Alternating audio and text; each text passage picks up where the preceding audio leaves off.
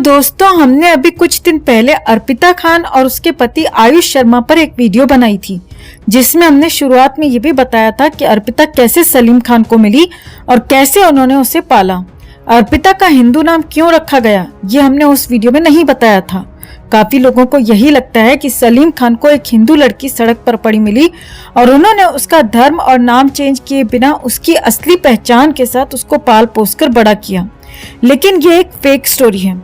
इस कहानी को सुनकर सबसे पहला सवाल तो यही आता है कि बच्ची हिंदू है, मुस्लिम है, सिख है या ईसाई है, ये किसने बताया।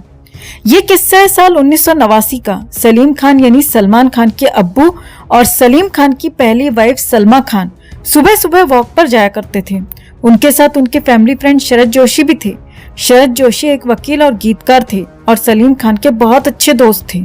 उनके साथ ही में उनके पास में उनका घर था। 1 अगस्त 1979 को उन्होंने देखा कि फुटपाथ पर एक भिखारिन एक बच्ची को जन्म देती है और जन्म देने के तुरंत बाद ही उनकी मौत हो जाती है। वहां लोगों की भीड़ इकट्ठा हो गई। सलीम खान और शरद जोशी ने जब देखा तो पुलिस को कॉल किया और बच्ची को एनजीओ को देने की बात कही। साल 1981 में सलीम खान ने दूसरी शादी की थी हेलन के साथ, लेकिन 8 साल के बाद भी हेलन मां नहीं बन पाई थी। बाद में इन्होंने तय किया कि उस बच्ची को एडॉप्ट करेंगे। इसके बाद कानूनी रूप से उन्होंने उस बच्ची को एडॉप्ट कर लिया। बच्ची मिली थी सलीम खान और सलमा खान को, लेकिन एडॉप्ट की सलीम खान और हेलन ने, क्योंकि हेलन को कोई संतान नहीं थी। एडॉप्ट करने के बाद बारी आई नाम रखने की। बच्ची जब मिली तो उस समय वो पैदा हुई थी। जाहिर सी बात है कि वो खुद तो अपना नाम और धर्म नहीं बता सकती थी। माँ उसकी मर चुकी थी और पुलिस ने जब छानबीन की वहां पर तो उस औरत का कोई भी रिश्तेदार या कोई भी जानने वाला वहां पर नहीं मिला था। सभी ने यही कहा था कि 1-2 दिन पहले ही ये भिखारिन वहां पर आई थी और उसको कोई नहीं जानता। पुलिस रिपोर्ट के अनुसार भी औरत के शरीर पर ऐसी कोई चीज नहीं मिली जिससे उसकी धार्मिक पहचान उजागर हो सके। फिर किसने आके बता दिया कि बच्ची हिंदू है या मुसलमान है या किसी और धर्म से है। दुनिया भर में 34 सालों से ढिंडोरा पीटा जा रहा है कि सलीम खान ने एक हिंदू बच्ची को पाल पोस कर बड़ा कर दिया, लेकिन बच्ची हिंदू है ये किसने साबित किया और कैसे साबित हुआ। बस जबरदस्ती मीडिया में सलीम खान को महान बना दिया जाता है कि एक मुस्लिम होकर उसने हिंदू बच्ची को पाल पोस कर बड़ा कर दिया। दरअसल ये एक सोची समझी प्लानिंग थी दोस्तों। सलीम खान को जब बच्ची मिली तो उस समय शरद जोशी साथ में थे, तो सलीम ने कहा कि इसके लिए कोई अच्छा सा नाम बताओ। अपने दोस्त से बोला। शरद जोशी ने कहा कि मैं नाम तो बता सकता हूँ, लेकिन अगर आप मेरी बात मानो तो इसका नाम अर्पिता रखो, क्योंकि ये आपको अर्पित हुई है तो नाम अर्पिता रखो। अर्पिता नाम सुनकर सलीम खान ने साफ साफ मना कर दिया था। उन्होंने कहा कि ये एक हिंदू नाम है और मैं हिंदू नाम की लड़की को ऐसे कैसे पाल सकता हूँ, और उसका असली धर्म किसी को पता भी नहीं था। इसके बाद दोनों दोस्तों में सलाह मशवरा होता है, डिस्कस होता है और फाइनली यही नाम तय होता है। ये नाम रखने की एक वजह जो सामने आती है वो ये थी कि सलीम खान आने वाले समय में अपना और अपने परिवार के लोगों की एक अच्छी इमेज दुनिया के सामने दिखाना चाहते थे, लोगों के सामने बनाना चाहते थे। शरद जोशी और सलीम बहुत खास दोस्त थे। दोनों ने आपस में काफी देर डिस्कस किया और अर्पिता नाम फाइनल कर दिया। इसके बाद आज तक जब भी अर्पिता की बात चलती है तो हमेशा सलीम खान को महान बताया जाता है कि इन्होंने हिंदू बच्ची को पाल पोस कर बड़ा किया, उसकी पहचान नहीं छीनी, उसको इतने अच्छे संस्कार दिए, जबकि सच्चाई ये थी कि बच्ची किस धर्म की थी ये आज तक किसी को नहीं पता है। और रही बात अनाथ बच्ची को पालने की, तो हेलन और सलीम खान पहले से ही बच्चा अडॉप्ट करने की चाह रखते थे, तो उन्होंने इस बच्ची को अडॉप्ट कर लिया, तो इसमें भी कोई बड़ी बात नहीं थी। वैसे भी ज्यादातर फिल्मी कलाकार अपनी एक इमेज बनाने के लिए बच्चों को अडॉप्ट करने का शौक रखते हैं। इसमें महानता जैसी कोई चीज नहीं है। सलीम खान की महानता तब थी जब वो पूरी दुनिया को ये बताते कि बच्ची का धर्म उन्हें नहीं पता है, लेकिन वो इसका हिंदू धर्म रखना चाहते हैं ताकि वो अपनी आस्था हिंदू धर्म में भी दिखा सकें। वो ये दिखा सकें कि उनकी नजरों में सभी धर्म बराबर हैं, लेकिन वो ईमानदारी से कहते कि बच्ची का धर्म उन्हें नहीं पता। इससे सलीम खान सच में महान भी बनते और लोगों में उनकी एक अच्छी इमेज भी बनती।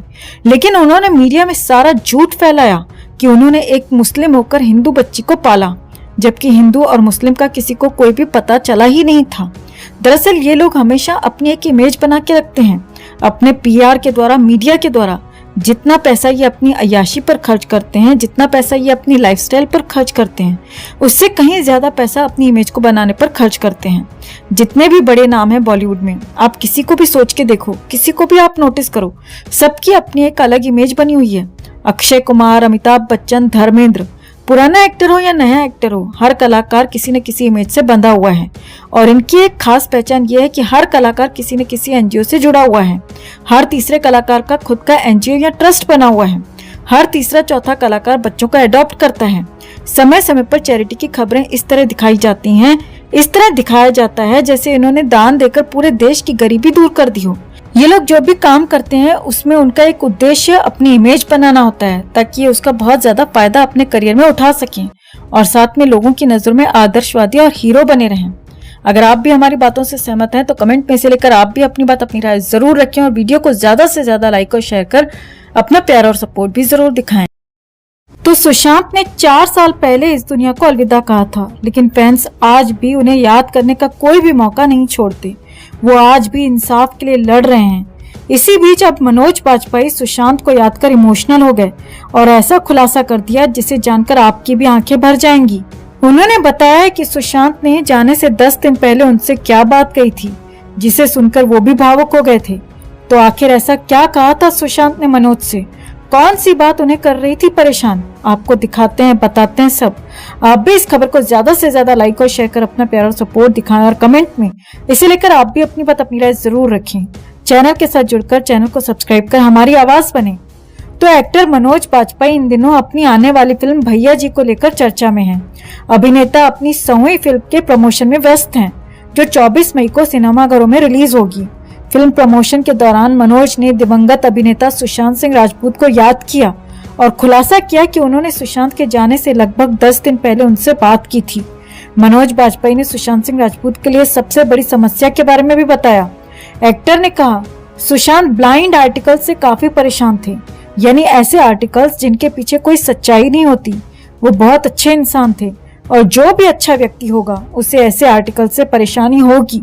वो अक्सर मुझसे पूछते थे कि उन्हें क्या करना चाहिए। अभिनेता ने कहा, मैंने हमेशा सुशांत को यही कहा कि इसके बारे में ज्यादा मत सोचो।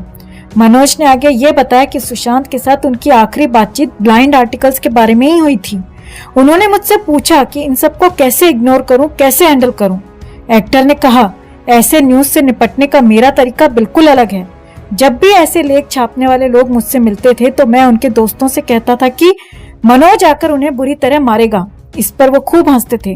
वो कहते थे कि सर ये काम केवल आप ही कर सकते हैं। सुशांत के निधन के बारे में बात करते हुए मनोज ने कहा कि MS धोनी अभिनेता की मृत्यु ठीक 10 दिन बाद हुई, जब मेरी उनसे ये सारी बातचीत हुई थी। मनोज बाजपेयी ने कहा, मैं हैरान था, मुझे अभी भी विश्वास नहीं हो रहा है कि सुशांत और इरफान चले गए। वो दोनों बहुत जल्दी चले गए, उनका प्राइम टाइम अभी आना बाकी था। बता दें कि मनोज और सुशांत ने फिल्म सोन चिरैया में एक साथ काम किया था।